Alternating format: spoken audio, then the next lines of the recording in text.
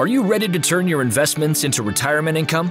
Listen in as Jeremy, Keil, and his guests reveal ways you can make smarter retirement, investment, and tax planning decisions to achieve your ideal retirement.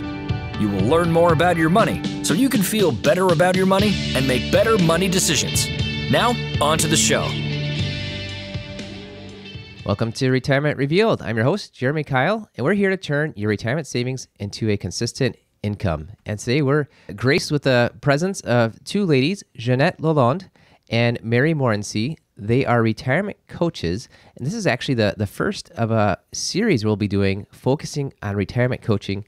I asked Mary and Jeannette to come along because they just wrote a book called Rethinking Retirement, a guide for making choices. So we'll talk through that to see how they can help you make some great retirement choices. So Mary and Jeannette, thank you for coming on the show.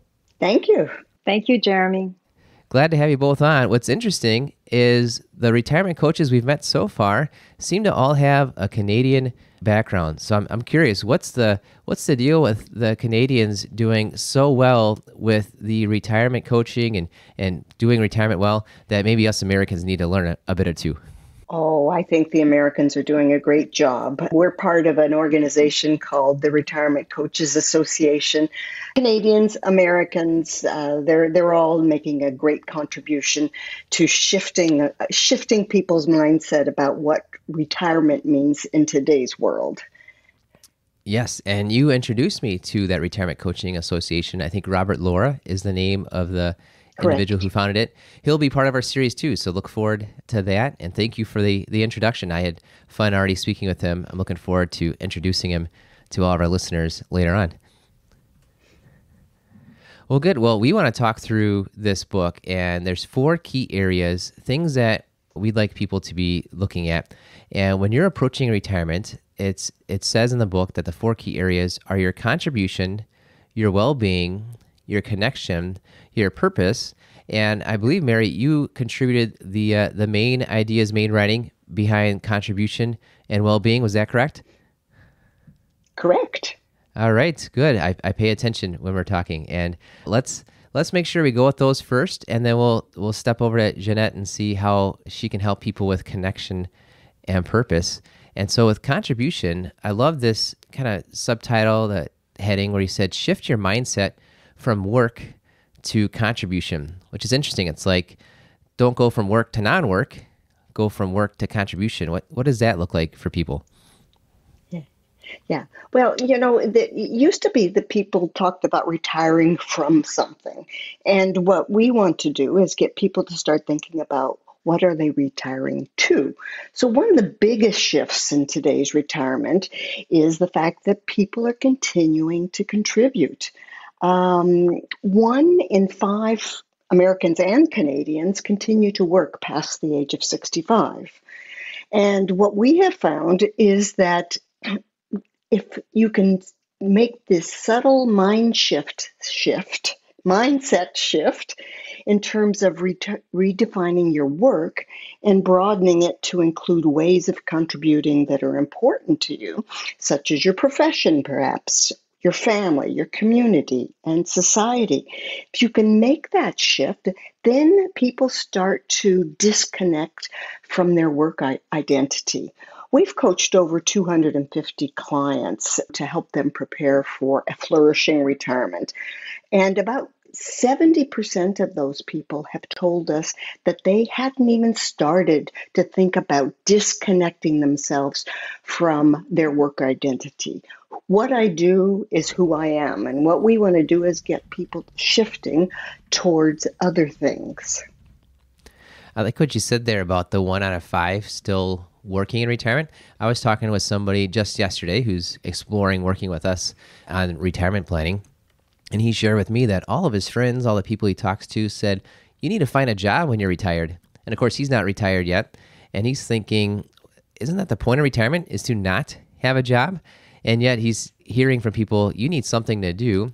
And it seems like maybe that's what you're talking about, this idea of it might not be a job, but it could be a job. And for this person, he's had, yes.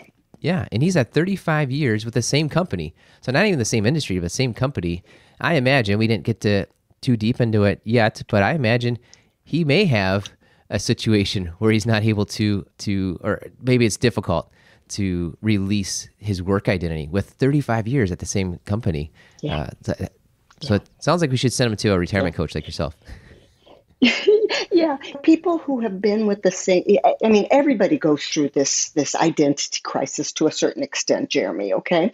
But people who have been with the same organization, not only is it the work they do that they identify with, it's where they work. When we go out to a social event, even a professional event, what are the things people ask you? Hey, how are you? Where do you work? What do you do? So all of that people need to take a step back and start thinking about, okay, what else is there in life for me? There's some interesting statistics out there about what your client was observing. I just talked about the 1 in 5, but there are 28% of people who continue to work out of financial necessity. This comes from Age Wave. Ken Dykewall is a famous researcher. His research shows that 28%. And then 24% are looking for some kind of balance between work and play, choosing part-time work or contract work so that they've got fixed start and finish dates so they can go on and travel. And another research out of a global recruitment firm found that 70% of people approaching retirement want to ease into it. So they're looking at gradually getting there, not turning the switch, I work one day and I'm contributing the next day. So we help people figure out how that's going to look for them. And so we start with things such as asking them why they want to contribute before we look at what they're going to do. So we take them through an exercise of why do you want to contribute? Is it for money? Is it for socialization, etc., etc.? And then we introduce them what we talk about in our book, a big C contribution or small c contributions. A big C contribution is a significant investment in time and energy.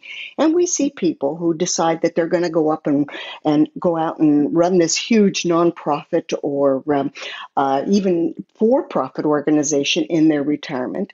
But a lot of people want to just have a bunch of small things they're going to contribute to, how they're going to reconnect with their family, how they're going to make a contribution to the community they've lived in, and particularly how they're going to contribute to their own well-being in retirement. Yeah, and I imagine part of that why you mentioned in there about contribution motivators. What are those? How should you be looking at things with these contribution motivators?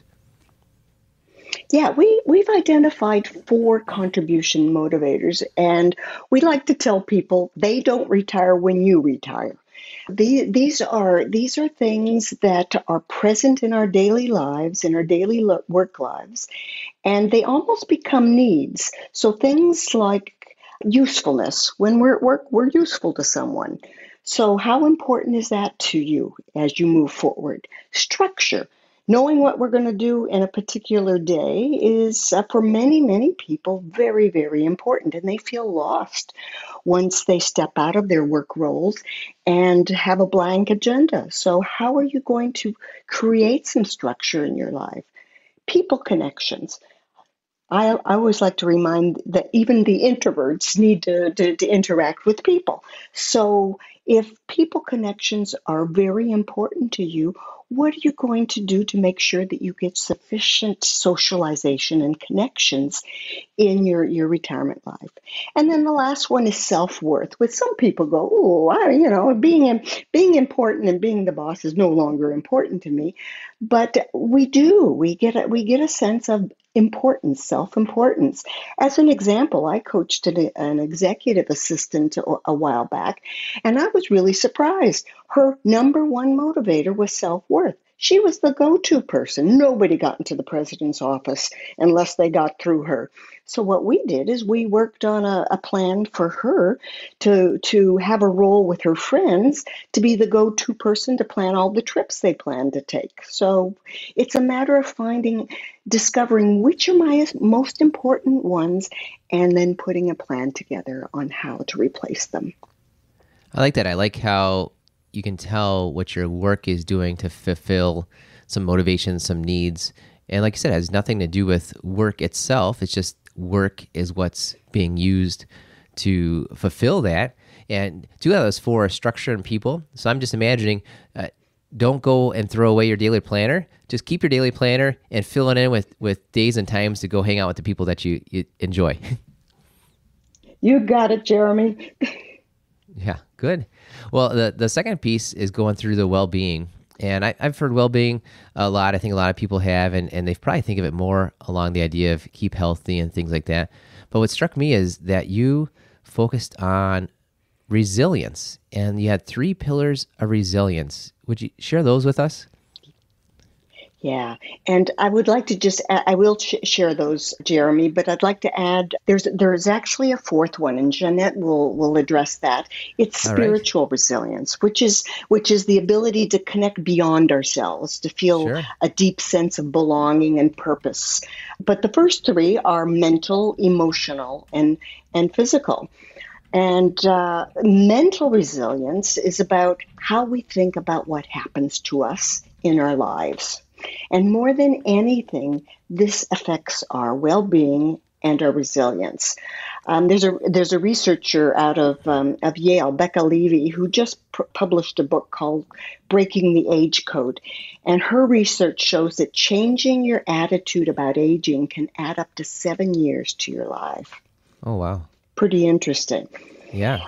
What we do is we work a lot with Carol Dweck out of Stanford, her Sure. work on Yep. mindset, which has been used in schools and work and in retirement. We're making sure that retirees understand that we can have a growth mindset, which is a belief in ourselves that we can continue to learn and we can continue to have challenges and meet those challenges. Or we can have a fixed mindset where we just think, well, things are the way they are, and there's no amount of effort that will ever make a difference. As an example, somebody who thinks of their retirement as the end of productive life as it was once defined and that their best days are behind them, that's a fixed mindset. They're going to have a little bit more difficulty and may be more inclined to settle for a life of just idle busyness or boredom. Yeah, and that's not a life that you're looking for. And this idea of resilience, it's just interesting that a lot of people don't really focus on that as like an attribute, but it's just interesting. This resilience is that your ability to deal with when things change. And I imagine that you may have more changes in retirement than even previously. Heading into retirement, it may just be that the kids have been out of the house for a while. You've been working the same job for a while. Oftentimes there's not as much of changes, and then boom, you get hit with retirement and you had a huge life change, and then you're facing down some other big life changes that maybe your parents are at an age where they're passing on, and it's unfortunate your friends end up passing on perhaps sooner than expected, and that could really affect your mindset. I see that so many times. It's interesting. I'm in my early 40s, and it seems like, especially the guys, when you're 20, you think you live forever. These 60-year-old guys turn 60 and they think they're dying next week. And I think some of that has to do with what they're seeing around them, that there are people that are maybe passing on and they have this attitude about their own aging that is maybe self-fulfilling on that. Yeah. And we talk about a self-fulfilling prophecy. You're absolutely right. There are, we're going to live in retirement for 20 to 30 years. So there are going to be changes, be they to our health or, as you say, losing people in our lives. So this notion of being able to overcome and bounce back from adversities is key. And what we find is that people with a good dose of resilience have a higher confidence in their ability to overcome difficulties.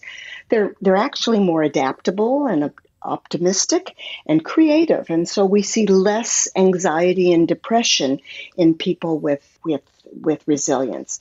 I guess the other two pieces of resilience, very quickly, are the emotional resilience and the physical resilience. And what we try to do is help people understand that everybody has negative emotions. It's learning how to live with them, how to navigate with them, and trying to have a higher ratio of positive emotions in our lives than negative ones, so that we can show up the way we want to show up in our lives. You got it. You'd be surprised. You mentioned in there how your physical activity affects your mental and your emotional health. We were at a retirement conference a few months back, and Dr. Laura Carstensen was there from the Stanford Center on Longevity. And she said pretty much the number one question she gets from people is, okay, if I want to make sure that I have a good retirement, and especially related to kind of pushing away dementia and things like that. So which mind puzzle should I be doing? Like, which mind puzzle should I be doing every day?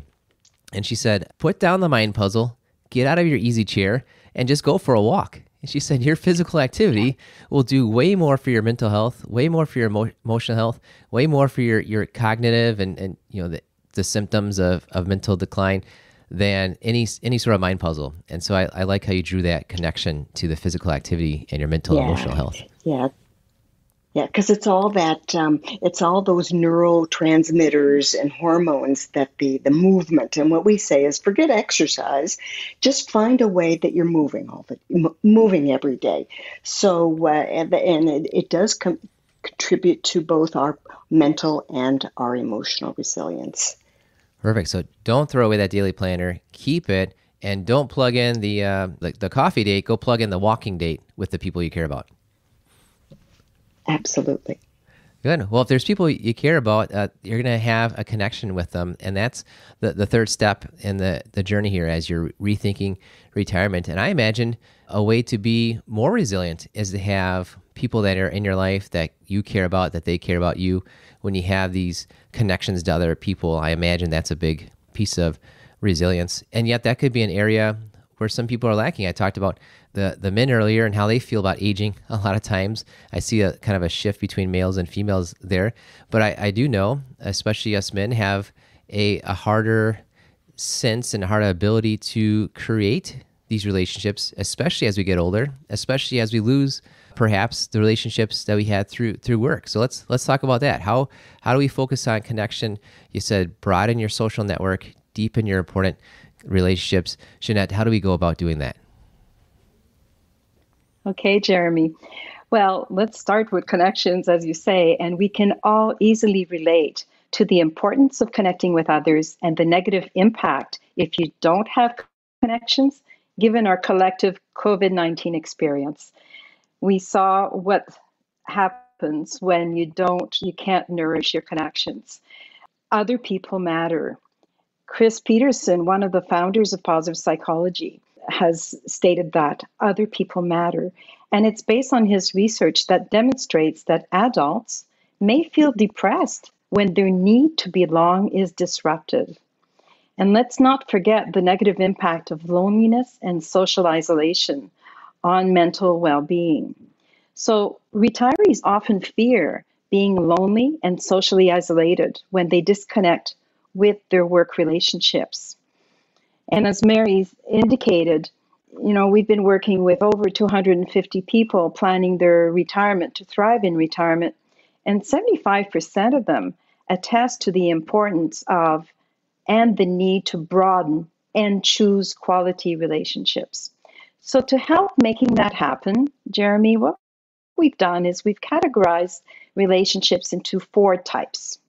So there's the work and contribution relationships, there's the family relationships, friendships, and special support resources. That's where you, Mary, and I, we fit in as, in your case, financial planners, us as coaches, lifestyle coaches, could be health-related, emotional, or physical support. So the first thing is to sort of look at, where am I allocating my energy? It's all about energy. And our clients have found an exercise that we have them do as kind of very enlightening.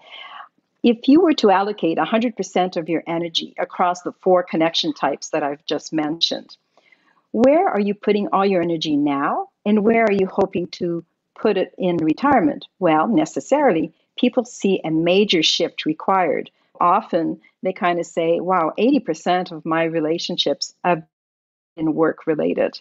But now I want to spend more quality time with family and friends, and maybe with my new big C or a small C contribution. So the first is, where do you plan to allocate your energy?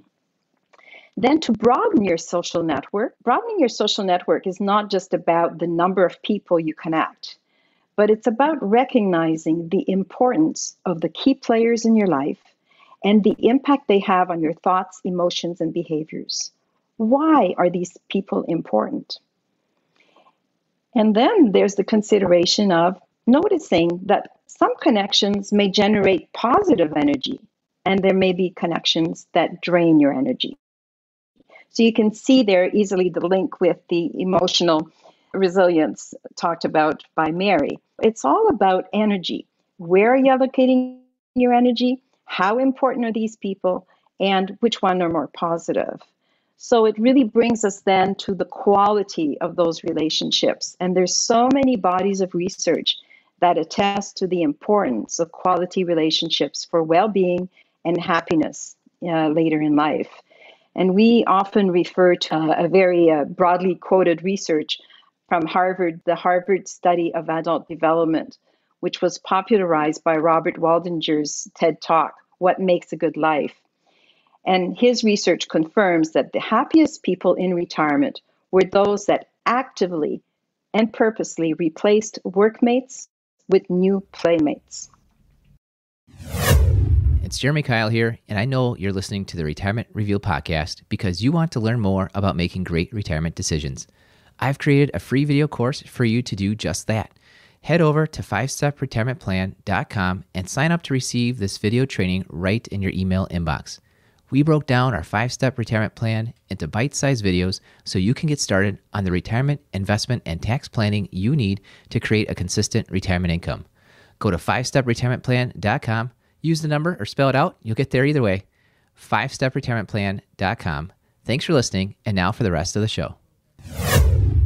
You have social relationships there at work, and if the thing that brought you together has been severed, well, let's go try to find something else that'll bring you together.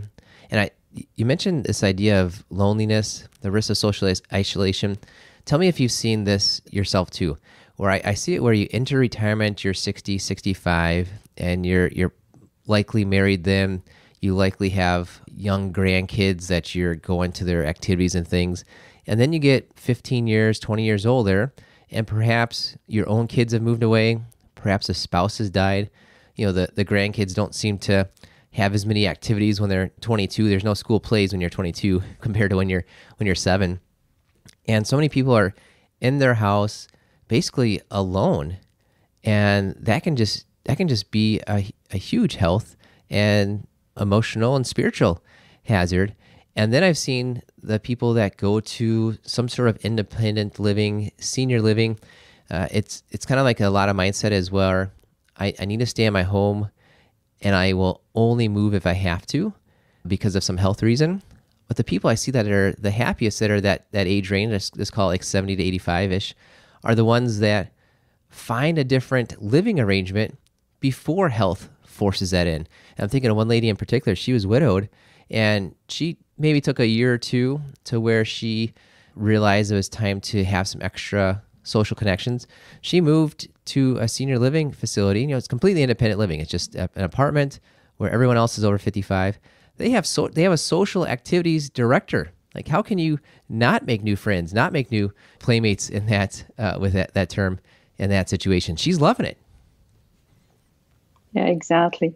Well, you're bringing up an important point, is that every person is different, and it all depends on the reality of your life relationships, right? As you mentioned, there may be some people who are living alone.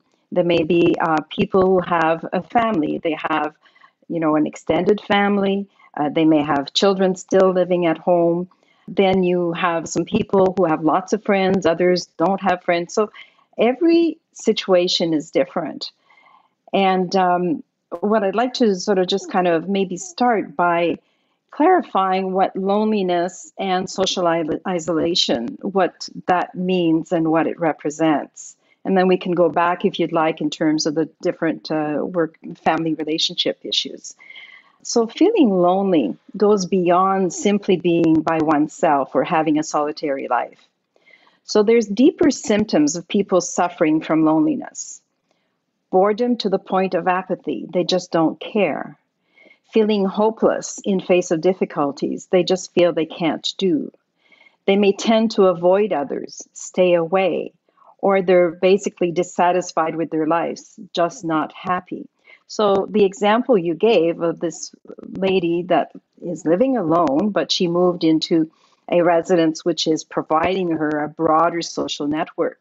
In her case, even though she's living, she's living alone and has a solitary life, she's managed to get beyond that, right? So she's not suffering those deeper symptoms of loneliness. And it's recognizing that every person kind of has to identify what's their predisposition of feeling deeper symptoms of loneliness. And what we do is we help them address those and put a plan together to minimize their risks.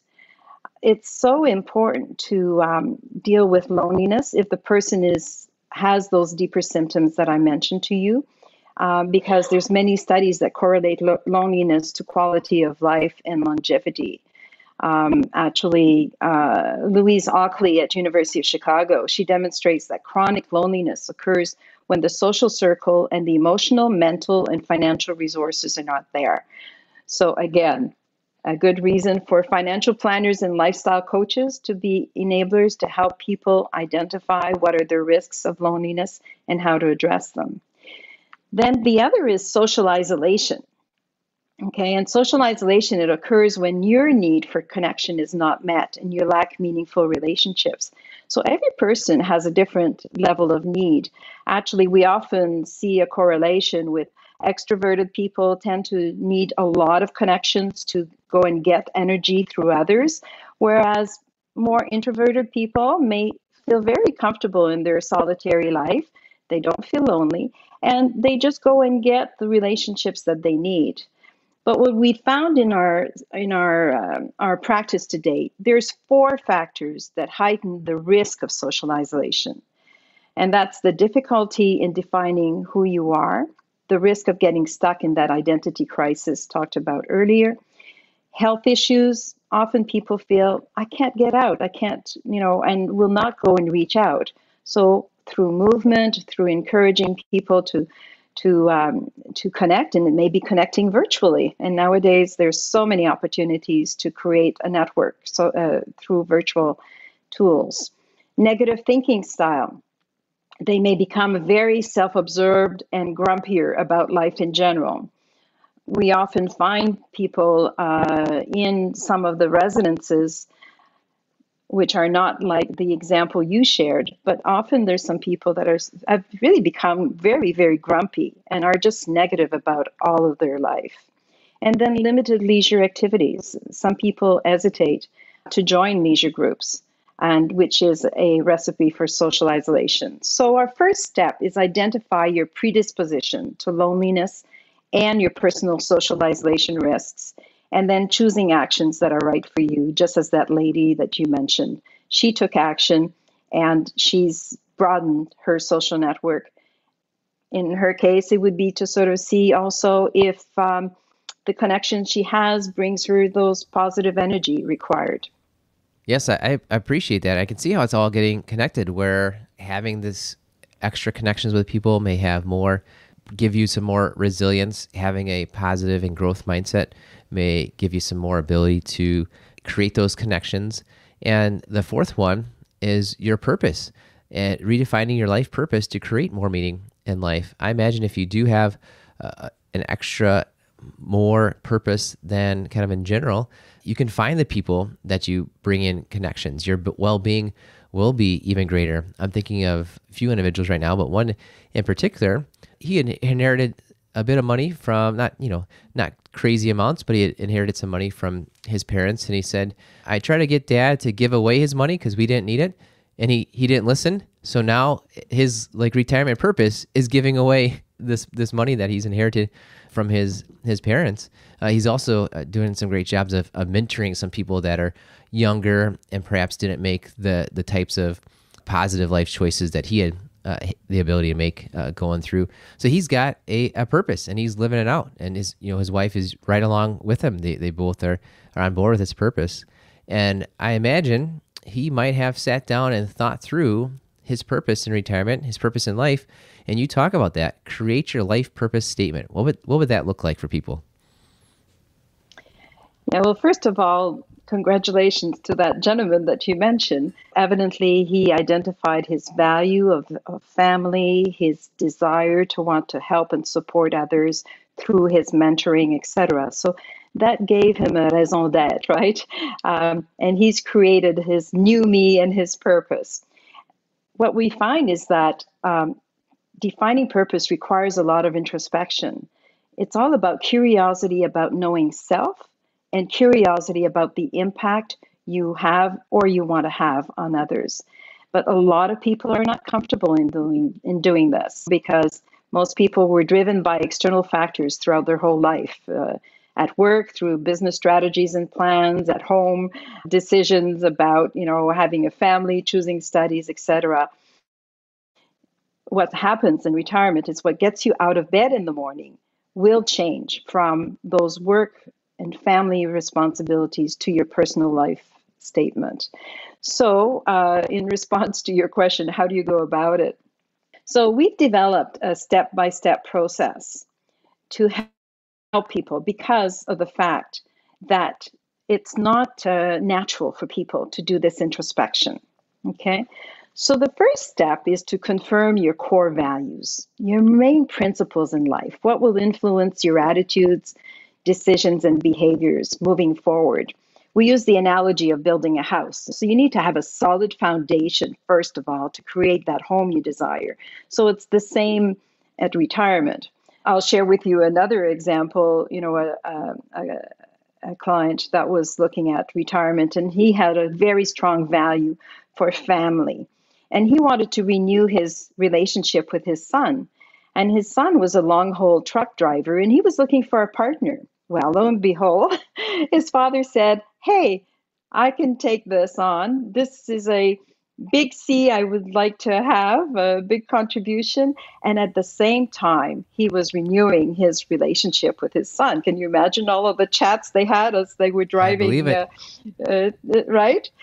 So that's the kind of thing is, what are my values and how can I put those values in action? The second step is pursuing your passions. Well, often passions have been put aside during one's career because, and all of the life priorities, if you had a family or whatever you lived throughout your life until retirement, you've put aside your passions. Well, now's the time to be curious and kind of say, hey, what are the things that I care the most about and that energizes me? We encourage people to think about their younger life, as a teenager. What did they love? So someone may say, well, I loved playing guitar. Well, there's nothing that stops you now to maybe have some courses in guitar. And nowadays, again, you can do this virtually or in person. So it's all about looking for those, what we call flow state activities. The state of being so absorbed in doing something that you lose track of time and your enjoyment suspends all negative emotions. Okay, so the more you can kind of resurface those passions and integrate that in your retirement life. I'll give you another example of a client that had a passion for mountain climbing. And he was relocating with his wife in another city, didn't know anybody there, and thought, okay, what can I do? So he called the local youth centers and offered his mountain climbing coaching services for youth. So he was giving back to community and he was still nurturing his passion. He may not have been as active in doing the mountain climbing, but he was coaching people around it. Okay, so that's an example. The third is applying your character strengths. And this is really your gifts, your DNA. This is very different from skills and competencies that we've been, used to nourish and develop when we were in our career. This is all about who are you and things that you naturally apply in situations. They generate positive energy. They influence how you think, feel, and behave, make you just feel good. And actually, the research of Martin Seligman, the founder of positive psychology out of University of Pennsylvania, shows that awareness and active use of your character strengths increase the likelihood of thriving in life by a factor of 9. Can you imagine the value of identifying your character strengths? I'll give my example. My 2 character strengths are love of beauty and generosity. And here I am located in a beautiful nature space. I love beauty, nature, and my generosity in continuing as a retiree to contribute to future retirees. There you are. So the key is looking at those 3 things, okay? Your values, your passions, and your character strengths. And then you can write your life purpose statement.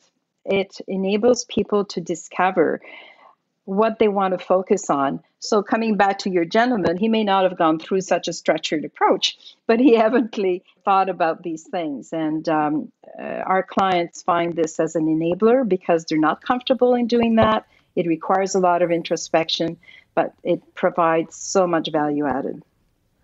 Well, that's right. It's amazing where a lot of people think all I have to do to retire is get $1 million, and then that maybe happens, and they're looking at retirement saying, what do I do next? And clearly you've gone through, you've thought it through, you're living a bit of it yourselves, being retired and still contributing in various ways with a book and your coaching and things like that. If somebody is looking to figure out, how do I rethink retirement? How do I make these choices that aren't necessarily, how do I get to $1 million?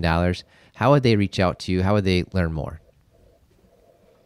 Well, I guess the first step is I'll let Mary do that. Okay, go, Mary. I was going to say the first step is go on to Amazon and buy the book, Rethinking Retirement, because we've got all sorts of anecdotes. We've got a little bit of theory. And what people have told us is it just gives them a real good idea about this life transition called retirement. So buy the book, contact us. We've got a practice that we do virtually, so it doesn't matter where you are in the world. So our website, it's in French, excuse us, but it's Coaching Retreat. So find yourself a retirement coach. Good retirement coaches are not going to give you answers, Jeremy. They're going to ask you good questions, and those questions are going to help you decide, you discover what's best for you. So that's why our book is a guide for making choices. We say the right choices for you. You've got it. And speaking of buying the book, the first 3 people who send me an email, I'm going to make sure they get a book from us. So we'll have that in our office. Send me an email, jeremy@keilfp.com. I'm going to make sure that we'll send you a book so you can make use of that and start rethinking retirement yourself. We'll, of course, have links to the book through Amazon so people can buy it directly that way. And yes, the name of your website is in French, coachingretraite.ca, which is coaching, RETRAITE.ca. But I'm looking at it right now. It's all in English, so none of us have to remember our French classes from 25 years ago when we're looking at this like I might. It's all in English there. Just a great French spelling for the website. But we'll have a link to that as well. Yes, and if there are some Wonderful. people who are listening, the book is available in French, and we designed it to be very practical, self-help with 20 reflection exercises. So available in both English and French.